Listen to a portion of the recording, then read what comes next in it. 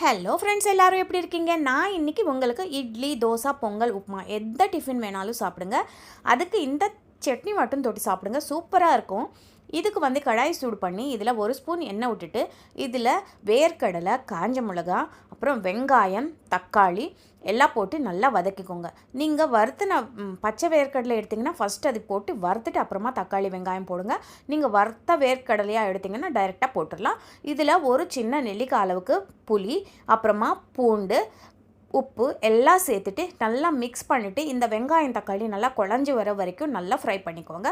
இதில் இப்போ நல்லா கொத்தமல்லி தழை, புதினா நல்லா இது பண்ணிவிட்டு கட் பண்ணிவிட்டு இதில் போட்டுருங்க.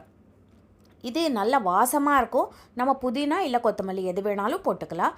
இப்போ தாளிக்கிறதுக்கு கடாய் சூடு பண்ணிக்கோங்க. 1 ஸ்பூன் எண்ணெய் விட்டுட்டு இதில் கடுகு, பெருங்காயம், அப்புறம் கருவேப்பிலை போட்டு தாளித்து எடுத்து வச்சுக்கோங்க. இப்போ நம்ம மிக்சியில் எல்லாமே போட்டு அரைச்சிட்டு மேலே நம்ம தாளித்து விட்டுட்டோம்னா சூப்பரான சட்னி ரெடி.